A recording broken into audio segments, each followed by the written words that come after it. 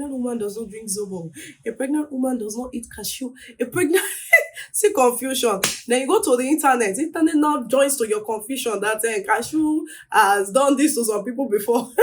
And zobo has done this. Oh my god, your confusion will not be heightened.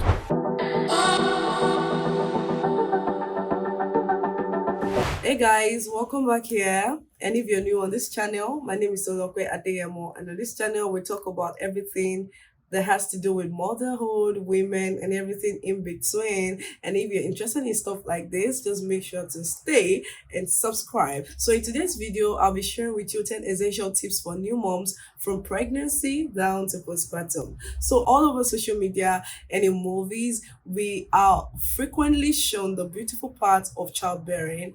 And yes, it is a beautiful thing to bring a child into this world. Nothing compares to it. But it is important for us to know the baggages that come with childbearing. And so in this video, I'll be sharing with you the pros and cons of pregnancy and childbirth and the tips that helped and is helping me navigate through that process. So feel free to drop your experiences, opinions, and questions in the comments. And so without further ado, let's get right into it. So starting from pregnancy, the part that we are so familiar with, that we often hear about, that part. Yeah. And so that part starts from the moment you get that news, the moment you do your test and you see those beautiful 2 lines. Oh my God. That's like the best moment ever. Knowing that, oh, I'm expecting God, a bundle of joy. Oh my God.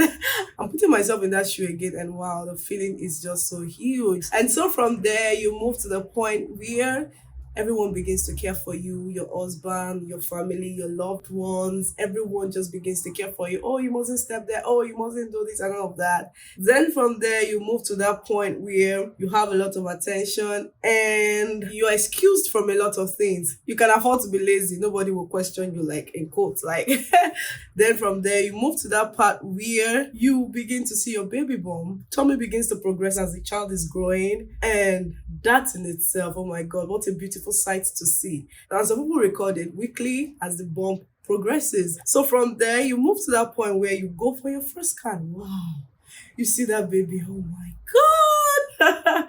So this is real. Oh my God, it's a beautiful one. Seeing your baby in the scan, and the baby's jiggling and all of that. So sweet to see. So from there, you progress to the part where if you're lucky and you're the type that your skin glows while you're pregnant, you begin to see that glow. And that is where the preggy slay mama starts, begin to slay. Everybody sees, preggy so fine.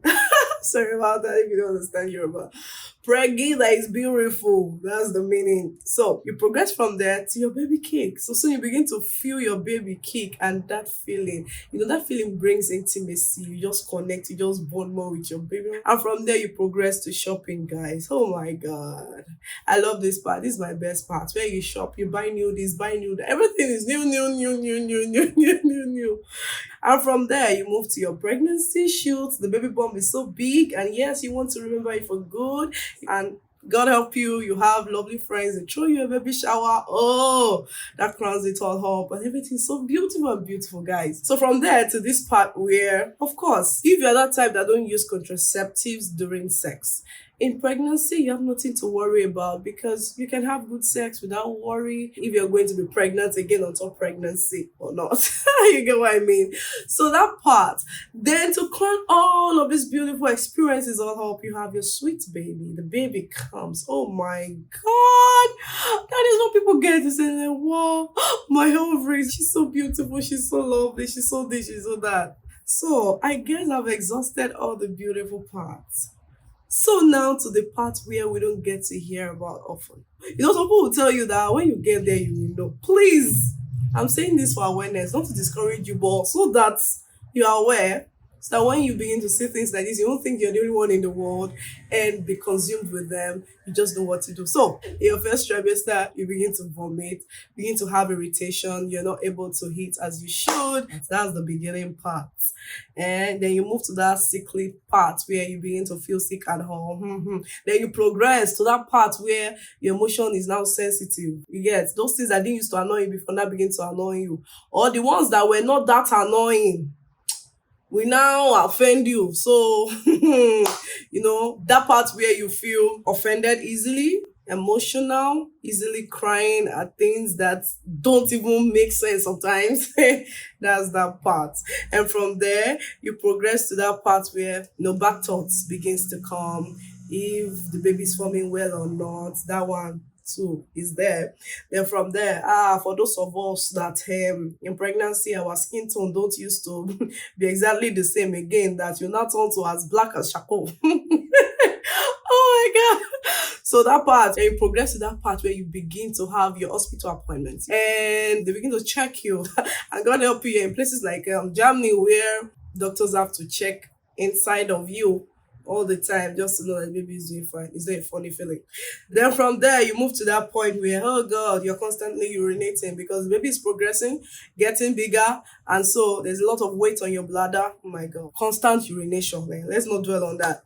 Then to sleeping position, guys, because you get to a point where you are not supposed to sleep on your right anymore. I think from 20 weeks, you can sleep on your right, you can sleep on your back, and definitely can sleep on your tummy. So only on the right side. Imagine for how many weeks or months, I really can't say right now.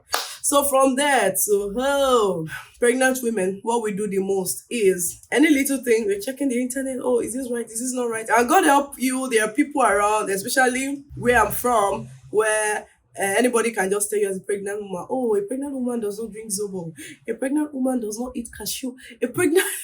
See confusion. Then you go to the internet. Internet now joins to your confusion that cashew has done this to some people before. And zobo has done this. Oh my God. Your confusion will not be heightened. Then progressing to that part where you begin to have shortness of breath. Have you seen a pregnant woman run beside you before? No, not run, no, walk beside you. The way they used to pant, oh my God, the behind poo. No poo. But really, they pant a lot. Then from there to joint pains, oh my God, this one where your leg can dislocate suddenly and you just hook and be like, Father, movement is not possible again because you just hook. That one. See, guys, I'm just making it short and short because if I delve into this story, we will not leave here today. But joint pains. Then from there, body aches. This is that part where you wake up in the morning, don't want to do anything as a pregnant woman. You just want to be sleeping. This one. Then from there, God not help you. Your baby is JJ Okosha. I mean, your baby is Kano. Oh my God. You see some kicks, we almost somersault you as a mom. Those kicks. And from there, if you're like me, that the memory can play with you sometimes. Oh my God, where you forget things easily. You can barely, sometimes you just see that you can't remember certain things. You are literally dragging your brain. Come back now, come back. Can't you? Oh, this happened. That part too. Yeah. Then from there to that part where some people bleed. I bled in my second pregnancy, but not in the first. Tooth bleeding, that part again. Then constant thirst. Oh my God. That one. So then to that part where you're not close to your delivery date. Or in fact, you will not clock 36 weeks. Baby never come. 37, baby come. 38. Baby alpha. 39. 40. Hey, that point where the pregnancy begins to elongate itself. I heard that some people can even do for 3 weeks. It depends on your body type. Then to that part where you begin to have forced labor. That is, say the baby is preparing to come.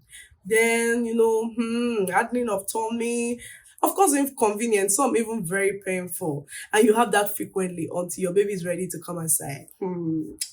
Then from there, it begins to dawn on you that I can deliver at any time. Two feelings. I'm happy, but at the same time, hey, how is it gonna be like? How am I going to deliver? Hope it will be easy for me. Will I be able to have this baby myself? Would it be CS? Will it be natural birth? How would the labor pain be like? In fact, oh my God, the pregnant woman, guys, is a lot. And so the real something now happen where the labor now begins, guys. This is that part where in my own time I quoted scripture. I didn't know that I am a living Bible. When labor pain started, I began to quote scriptures that I didn't even know that I knew. Oh my God, that was the first one. The second one, I didn't have energy to say too much things. I was just begging God, I beg. If you've not given birth before and you're watching this video, this is not to scare you. Just beg God that yours will be easy. Some people have extreme experiences, while some have mild and some just a little. But you will taste it that yes, I am pregnant. You will feel it that a human being is going on my inside. Then we move from the labor pains and God blesses you. The baby is here. Wow, bundle of joy. Then we fat. All the pain now looks like it's little. And it's true, all the pain is little compared to the joy of seeing your baby, of carrying your home baby. Then life eats again now. As baby lands, it's breast milk. Baby's looking for breast immediately. I want to suck, I want to suck. And God helps you, you're a first timer, or even if you're a second timer, breast milk doesn't come like that easily. And so you have to wait. Sometimes 1 day, 2 days, sometimes people wait weeks. Some don't even handle breastfeeding. I don't pray for anybody. But that part, the doctors and nurses will get the baby fed, throw this baby food around. And you stay there being worried. Why is my breast milk not coming out? Why am I not able to breastfeed my baby? All of that one again. Then, it's good news you had a baby. Some persons don't even go through labor, they just opt for CS immediately. They don't have that labor experience. But after the childbirth now, so whichever one you chose, whether it is cesarean section or vaginal birth, then the pains now come alive. Then that is when you now know that something just came out of me. That is when the pain now initiates. From there, you continue with sleepless nights. That's just the summary of postpartum baggage. That's just the summary. So now, to the point I want to share. I've had 2 different experiences of childbirth, and so I'll be sharing 10 few tips that were useful for me and have been useful for me. So the first one is understand the symptoms and norms for pregnancy. That is to say, their pregnancy baggage. It is important to understand these normal norms that come with pregnancy so that it will be easy for you to navigate, so that you won't be confused, so you won't feel you are the only one, so you won't try to do things that may even harm you in the process. So my next point here is hit what you can tolerate. Yeah, that first trimester time when you begin to feel irritating feelings, vomiting and all of that. One way I managed that is I gravitated towards the food that I could tolerate. So it's important that you search the internet or just find out the kind of food that is safe for pregnancy. And I think most food are safe except for minor cases where there are risk factors involved. So it is important that you know the many varieties of food that you can tolerate as a pregnant person so that you can shovel them out and eat them in some kind of way so that you are not focus on certain kind of food and you get easily tired of them. Because of course in pregnancy it's not about the quantity of food you consume, it is the fact that you have something in your tummy at least so that the baby can have enough food to feed us. So my next point here is get skincare products that are safe during pregnancy. If you have concerns about how your skin is looking, you can as well look for skincare products that are safe to use in pregnancy, and they have a way of just helping your skin come back at least to a reasonable shape. So my next point here is see your doctors for concern. If you have concerns as regards anything, because in pregnancy what you tend to do most is search in the internet for any little thing you see that is not going down well with you. If you're uncertain about anything, it's just best you see your doctor and relate your concerns, because as much as there are general symptoms common to pregnancy, pregnancy is tailor-made. So it's good to have all this knowledge, but it's important to see your doctor after all of that so that your doctor will be the best person to prescribe for you as a pregnant person going forward. So my next point here is exercising. Because of the old body pains that comes with pregnancy, you're advised to exercise, and even for delivery it is good to exercise enough so that everything can go on smooth. When I mean exercise, I'm not saying you have to go and be exercising. Like, do it at your pace. I was not exercising like exercising. Some people will even tell you you could just climb some staircases upwards and downwards or stroll around in your neighborhood is enough exercise. And so my next point here is pray and use your medications. I meshed those two together. If there's anything a pregnant woman should do more, is pray. You need prayer in the journey. You need prayer during. You need prayer after. You need prayer always. pray all kinds of prayers. While I was pregnant, my pastor was praying with me every week. We're breaking communion together because pregnancy is a delicate experience. As beautiful as it sounds, as easy as it may look like, pray about everything. Pray about yourself, your emotions, your baby. Pray all kinds of prayers. And it's also important that you use your medications. Since I started using my medications while I was pregnant, I found that I gained more strength. I gained, like, somehow I just got going. So the next point here is get knowledge. When I mean get knowledge here, I'm talking about your hospital where you're going to have your baby. Ask questions. Don't collect medications without you being told what it is for. Like in Germany here, they don't give you a medication, they don't do anything for you without first telling you what it is about. Because it's your body, it's your health, it's your life. My next point here is plan your hospital care. So before you go to the hospital, it's important that you know how you're going to feed while you're in the hospital. Maybe you're bringing a family member in or not. Maybe the hospital is going to provide food or not. What kind of food they'll provide. Every care you need is important to plan ahead for your stay in the hospital so that there will be less expenses and stress for your loved ones or even for you as a mom. So my next point here is use help. Use as much help as possible, especially while you are in the hospital, because at the early time of giving birth, a lot of persons come to help. They tell you to rest. The reason why they are doing all of that is that they're trying to say soon. Okay, maybe that's not what they're trying to say, but they will soon not be there. Everyone will soon go back and face their own duties or their own career or their own life. So you'll be left with the baby. So at that early point, at that early time when you just had your baby and you're seeing people care for you, show you love and all of that, allow them. Use all the help you can. My next point here and the last point here is set a reminder for hospital visits.